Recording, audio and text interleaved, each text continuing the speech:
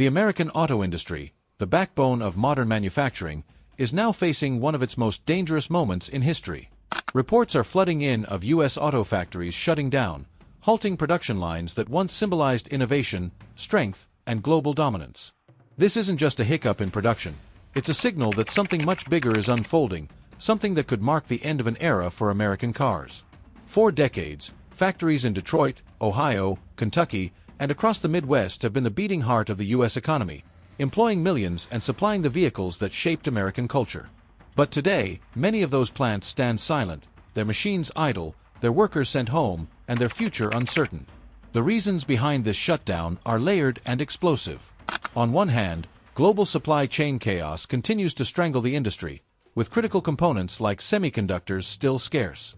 On the other hand, foreign competition, especially from Asia, is flooding the U.S. market with cheaper, more technologically advanced vehicles, making it nearly impossible for American automakers to keep up. At the same time, massive investments into electric vehicle production have drained resources, forcing companies to cut corners, close plants, and gamble everything on a future that hasn't yet materialized. The result? Entire communities are left wondering if the auto jobs they depended on for generations will ever return. But it goes deeper than just economics. This shutdown could ripple across every corner of American life. Auto plants are not just about cars, they're about steel, rubber, electronics, and thousands of smaller industries that depend on them. When the production lines go dark, those industries collapse in a domino effect, leading to layoffs, shuttered suppliers, and shrinking towns. The ripple effect is already being felt, with parts manufacturers reporting canceled orders, dealerships slashing prices just to move inventory, and workers fearing they may never clock in again. And here's the most alarming part. While U.S. factories shut down, foreign automakers are ramping up production at record speed. China, South Korea, and even European brands are flooding global markets with cars that are not only cheaper, but often more advanced in terms of technology and efficiency. If U.S. automakers can't compete, this could mark the beginning of the end for the American car industry as we know it. A collapse in the sector would mean more than just the loss of cars. It would be the loss of a cultural identity that shaped the 20th century. Government policies have only poured gasoline on this fire. Over the past few years, new regulations have forced automakers to make costly transitions toward electric vehicles, regardless of whether the market was truly ready. Billions have been poured into EV plants, battery facilities, and new infrastructure, yet many of these projects are already stalling or facing delays. The push for rapid electrification has left traditional gas-powered models neglected, leaving American car buyers with fewer affordable options while factories that once produced them now sit idle. This policy-driven gamble has left automakers stretched thin, bleeding cash, and scrambling to meet deadlines that seem impossible to achieve. And then there are the unions. Strikes have rocked the auto industry in ways not seen in decades, with workers demanding higher pay, better benefits, and stronger job security in a market that feels increasingly uncertain. While workers fight for their livelihoods, automakers face mounting labor costs that further squeeze profits already under pressure from global competition and EV investments. Some factories are shutting down not because demand has collapsed, but because companies simply cannot sustain the cost of keeping them open under current conditions. The irony is bitter. In the name of protecting workers, entire plants are being shuttered, leaving communities devastated. At the same time, the promise of electric vehicles, once hailed as the future, has turned into a double-edged sword. EV adoption in the U.S. has slowed, with many consumers rejecting the high price tags, limited charging infrastructure, and ongoing concerns about battery performance. Automakers that bet everything on an electric future are now stuck with warehouses of unsold vehicles, forcing them to cut production and halt factory operations. The gamble that was supposed to save the industry is, at least for now, accelerating its collapse. The picture is grim. American factories closing, workers striking, consumers hesitating, and foreign automakers pouncing on the opportunity to dominate the market. Yet behind the headlines, there's an even deeper crisis brewing, one that ties together Wall Street, foreign policy, and the future of American innovation itself. Wall Street's influence on this crisis cannot be ignored. For years, investors demanded higher profits and faster growth from automakers, pushing them into risky decisions that sacrificed long-term stability for short-term gains. Instead of reinvesting heavily in U.S. factories and innovation, billions were funneled into stock buybacks, dividends, and overseas ventures. Now, as the market tightens and demand weakens, those same investors are pulling out, leaving companies starved of capital just when they need it most. The stock market's obsession with quarterly earnings has left the auto industry hollowed out and unable to withstand the storms of global competition. And then comes the shadow of foreign takeovers. As U.S. auto giants weaken, foreign companies with deep pockets are circling like vultures. China, in particular, is aggressively expanding into the American market, offering not just cheaper cars but entire ecosystems of EV technology, charging networks, and financing models. European brands are doubling down on luxury, capturing buyers that once turned to Cadillac, Lincoln, or Chrysler. Every foreign investment, every merger, every partnership slowly chips away at America's control over its own automotive future. The fear is real. What happens when the American auto industry is no longer American at all? Consumer trust is also crumbling at an alarming pace. Buyers feel betrayed by skyrocketing prices, shrinking vehicle options, and quality concerns that have plagued some of the biggest U.S. brands. Many who once proudly drove American-made trucks and cars are now switching to foreign brands that deliver better reliability and value. Dealerships are feeling this shift firsthand, reporting declining loyalty and growing frustration among customers who no longer believe in the promises of "Made in America." Without consumer confidence, no factory can survive, no matter how modern or advanced it may be. This toxic mix, Wall Street greed, foreign pressure, and consumer doubt, is creating a perfect storm that threatens to erase over a century of American automotive dominance. But what makes this moment truly dangerous is not just the collapse itself, but the domino effect it could unleash across the entire U.S. economy. If the auto industry collapses, the shockwaves won't stop at factory gates, they'll ripple across the entire U.S. economy. Take housing, for example. Communities built around auto plants depend on steady jobs and reliable paychecks to sustain mortgages and property values. When those jobs vanish, families default, home values plummet, and entire towns begin to empty out. It's a cycle already seen in parts of Detroit decades ago, and now it threatens to spread nationwide. The closing of a single plant doesn't just idle workers, it destabilizes entire neighborhoods, schools, and local businesses. The banking sector is equally exposed. Auto loans make up a massive share of consumer debt in America, and if production slows while prices skyrocket, defaults are almost guaranteed to rise. Banks, already strained by economic uncertainty, could be forced to tighten credit, making it even harder for average Americans to buy a car or even keep the ones they have. Dealerships rely on these loans to move inventory, and without them, their lots will sit full while revenue dries up. From Wall Street to Main Street, the financial toll of factory shutdowns is already starting to seep through the cracks. And then there's rural America, perhaps the most vulnerable of all. Many small towns depend on suppliers that feed directly into auto production, from parts manufacturers to trucking companies hauling raw materials. When factories shut down, those orders vanish, and small businesses are left with no lifeline. Farmers, too, feel the sting, since agriculture and automotive industries are deeply connected through machinery, fuel demand, and transport. It becomes a vicious cycle where rural economies, already fragile, are pushed to the breaking point. The collapse of U.S. auto factories isn't just an industrial issue. It's a national crisis with the potential to unravel communities, destabilize banks, and hollow out the very backbone of the American economy. And lurking behind all of this is a question no one wants to answer. If the auto industry falls, what other pillars of American strength could crumble with it? Washington's response to this crisis may be the ultimate tipping point. Politicians are scrambling to frame the shutdowns as either a temporary setback or a necessary transition to a greener future, but behind closed doors, panic is setting in. Billions in taxpayer subsidies have already been poured into automakers to keep EV projects alive, yet factories continue to close and workers continue to be laid off. Critics argue that Washington is funding corporate survival instead of protecting American jobs, leaving ordinary workers to shoulder the burden of elite decision-making. Lobbyists are working overtime, pressuring lawmakers to loosen regulations, provide bailouts, or offer new tax incentives to keep plants open. But the question is, at what cost? Every government bailout risks fueling public anger, especially as everyday Americans struggle with inflation, high interest rates, and dwindling savings. Meanwhile, states like Michigan, Ohio, and Kentucky are demanding immediate federal intervention, warning that entire regions could collapse if Washington doesn't step in with decisive action.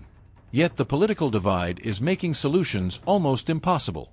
One side insists the future lies in EVs and climate-friendly policies, even if that means more short-term pain for factories and workers. The other side demands protection for traditional gas-powered vehicles, arguing that forcing EVs onto the market too quickly is destroying the very industry it was meant to save. The lack of unity in Washington only adds fuel to the fire, leaving the auto industry trapped in a tug-of-war while factories fall silent. And while leaders argue, foreign competitors are acting. China is expanding its EV exports at lightning speed, flooding global markets, while U.S. lawmakers still can't decide how to protect their own. If Washington fails to take a clear stand soon, America may not just lose auto jobs, it may lose its entire place in the global automotive race. Workers on the ground are no longer staying silent. Across the Midwest and beyond, auto workers are staging strikes, holding rallies, and voicing their anger at both corporate leaders and Washington officials. They see the writing on the wall: factories shutting down, jobs vanishing, and the promises of an electric future doing little to protect their families today. In many towns, striking workers stand outside idle plants with signs not just demanding higher wages, but demanding answers about whether their jobs will even exist in the next 5 years. The frustration runs deep. Generations of American families built their lives around steady auto jobs, trusting that the industry would always be there. But now, younger workers are questioning if it's even worth staying in the business. Many are leaving altogether, seeking work in tech, logistics, or even service industries, where at least the uncertainty feels less crushing. This exodus is bleeding the industry of skilled labor, the very talent needed to innovate and rebuild. Without these workers, even factories that reopen may struggle to ramp back up, trapping the industry in a cycle of collapse and recovery that never truly ends. And the anger isn't just economic, it's cultural. For many Americans, cars are more than machines. They're symbols of freedom, progress, and identity. When workers feel those symbols slipping away, the protests become about more than paychecks. They become about preserving a way of life. The strikes echo like alarm bells, signaling that this crisis isn't just financial. It's personal, emotional, and deeply tied to the American spirit. Meanwhile, union leaders are caught between two fires, pushing hard for protections and pay raises, but also recognizing that every demand risks pushing automakers closer to bankruptcy. The delicate balance between protecting workers and keeping factories alive is wearing thin, and the longer shutdowns drag on, the more fragile that balance becomes. Dealerships, once the lifeblood between factories and consumers, are now caught in the middle of this unraveling storm. Showrooms that used to buzz with customers eager to test drive the latest models now sit eerily quiet. Inventory shortages have left dealers scrambling, with some lots half empty while others are overloaded with cars no one can afford. Sales managers admit they're slashing prices just to keep vehicles moving, but even deep discounts can't mask the growing anxiety buyers feel about the future of American-made cars. For consumers, the crisis is hitting hard. Families shopping for a reliable, affordable vehicle are finding fewer options than ever before. Sticker prices remain painfully high, financing is harder to secure as banks tighten lending, and uncertainty about the long-term value of American brands has buyers thinking twice. Many are jumping ship to foreign automakers, whose cars often promise lower costs and better technology. The shift is happening quietly but powerfully, and with each buyer lost, the foundation of U.S. automakers weakens further. Everyday drivers are feeling the squeeze as well. Replacement parts for American vehicles are becoming harder to find, repair costs are climbing, and maintenance delays are stretching weeks longer than normal. Owners who once felt proud of driving a Ford, Chevy, or Dodge are now frustrated, questioning whether they should stick with their American vehicle or trade it in before the bottom falls out of the market. The sense of loyalty that defined generations of car ownership is eroding, replaced by doubt and mistrust. This isn't just a battle being fought in factories or on Wall Street. It's now playing out in driveways, repair shops, and local dealerships across the country. The crisis has left no part of the auto ecosystem untouched, and the pressure on consumers may ultimately be the force that decides whether American cars can survive at all. Suppliers, the silent backbone of the auto industry, are now collapsing under the weight of this crisis. From steel mills to electronics manufacturers, thousands of small and mid-sized companies that feed into U.S. auto factories are running out of lifelines. When the big automakers cut production or shut down entirely, these suppliers lose their contracts overnight, leaving warehouses full of unused parts and assembly lines grinding to a halt. Many of these businesses operate on razor-thin margins, and a single canceled order can mean bankruptcy. Critical materials like semiconductors, lithium, and rare earth elements have become another chokehold. Global shortages and foreign control over these resources are strangling American production capacity. While China dominates rare earth mining and battery supply chains, U.S. automakers are stuck competing for scraps, driving up costs and delaying new models. Even when factories are ready to reopen, they can't secure the essential parts needed to roll cars off the line. The supply chain has become less of a safety net and more of a ticking time bomb. The ripple effect doesn't stop there. Trucking companies that once hauled car parts across the country are reporting fewer loads. Logistics hubs near Detroit, Toledo, and St. Louis, once bustling with activity, are slowing to a crawl. This isn't just an automotive problem anymore. It's bleeding into shipping, freight, and even energy demand. The arteries of American manufacturing are clogging up, and unclogging them won't be easy. For decades, the U.S. auto industry prided itself on scale. Millions of cars, thousands of suppliers, endless flow. But now, that same scale has become its Achilles heel. When one piece of the chain breaks, everything else starts to fall apart. And right now, more than one piece is breaking at once. International politics has now become a battlefield for the auto industry's survival. Trade wars, tariffs, and shifting global alliances are tightening the noose around U.S. automakers. Every new tariff on steel, aluminum, or imported parts adds another layer of cost to vehicles that are already overpriced for the average American. Meanwhile, countries like China are aggressively subsidizing their own automakers, giving them the power to sell EVs and hybrids at prices U.S. companies simply cannot match. This isn't just competition. It's a carefully orchestrated strategy to dominate the global auto market while America struggles to keep its factories alive. Europe is also turning up the heat. With strict emissions rules and green incentives, European automakers are racing ahead in both technology and consumer trust.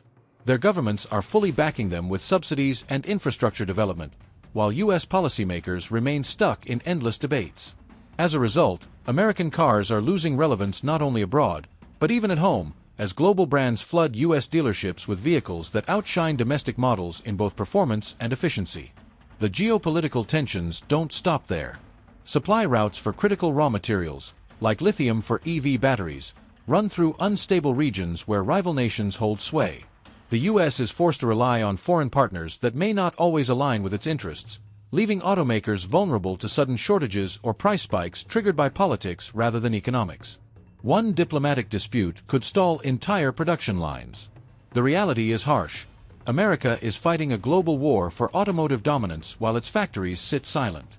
And every delay, every shutdown, every political misstep gives foreign automakers another chance to tighten their grip on the global market. If this continues, the phrase, "Made in America," may vanish from the auto industry entirely. For ordinary Americans, the collapse of auto factories isn't just a headline. It's about to become a daily struggle. Car prices, already at record highs, are climbing even further as supply dwindles and production halts. For many families, owning a vehicle, once considered a basic necessity in America, is drifting out of reach. A reliable pickup, SUV, or even a modest sedan now costs as much as a down payment on a house, leaving millions stuck choosing between crushing debt or holding on to aging vehicles that grow more expensive to repair each year. The middle class, long sustained by the auto industry, is also shrinking under the weight of these changes. Factory jobs that once paid union wages and supported entire households are disappearing, replaced by lower-paying, less stable work in warehouses or service industries. For generations, auto plants were stepping stones to the American dream, buying a home, raising a family, and securing a stable future. Now, those dreams are slipping away, and with them, the backbone of America's working class. Even everyday drivers are feeling the squeeze in ways they can't ignore. Insurance rates are spiking as the cost of repairing or replacing vehicles soars. Fuel costs remain volatile, and charging infrastructure for EVs is still patchy, leaving commuters in limbo. Families in rural areas, where public transit doesn't exist, are hit the hardest. Without affordable vehicles, mobility itself becomes a privilege, not a guarantee. What's more troubling is the psychological toll. For over a century, cars have represented independence, freedom, and pride. But as factories close, prices rise, and foreign models dominate the market, many Americans feel that part of their national identity is being stripped away. The car is more than transportation, it's a cultural symbol, and losing control of it feels like losing control of the future itself. The political backlash from this collapse is already brewing beneath the surface, and it could soon erupt into a defining force in American elections. Auto factories aren't just workplaces, they're anchors for entire voting blocks in swing states like Michigan, Ohio, and Pennsylvania. As these communities feel abandoned by both Washington and corporate America, their frustration is turning into a powerful political weapon. Candidates are seizing on the crisis, promising to save American cars or bring back jobs, knowing that winning the trust of auto workers could swing entire elections. But this isn't just about campaign slogans, it's about anger transforming into action. Laid-off workers, struggling families, and frustrated drivers are demanding accountability, and they're no longer satisfied with vague promises. They want concrete plans, tariffs to protect American jobs, subsidies that actually reach workers instead of corporations, and policies that prioritize affordability for consumers.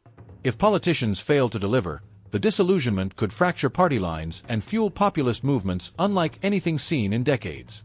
The auto industry's unraveling also has the power to reshape national priorities. Suddenly, debates over climate policy, trade deals, and industrial subsidies aren't just abstract, they're personal. For millions of Americans, the survival of the auto industry will determine whether they can keep their homes, pay their bills, and support their families. Every shutdown, every factory closure becomes a talking point on the campaign trail, and every broken promise risks igniting deeper distrust in government itself. The stakes couldn't be higher. If Washington fails to act decisively, the collapse of American cars could trigger not just an economic downturn but a political earthquake, one that redefines the balance of power for years to come. And with foreign automakers rising and global competition intensifying, the window to act is closing fast. And so, as America's auto factories fall silent, what we're witnessing is not just a slowdown in production, it's the unraveling of a legacy. An industry that once put the world on wheels, built the middle class, and defined American freedom is now standing on the edge of collapse. The fight ahead will decide whether U.S. automakers adapt, rebuild, and reclaim their strength, or whether foreign competitors and Silicon Valley visionaries permanently take their place. One thing is certain, the road ahead is filled with uncertainty, and every decision made in boardrooms, union halls, and Washington will shape the future of American cars and American identity itself. Thank you for watching. If you found this video eye-opening, don't forget to like, share, and subscribe for more breaking stories that reveal the truth behind America's most urgent challenges. Stay tuned, because the story of the auto industry is far from over.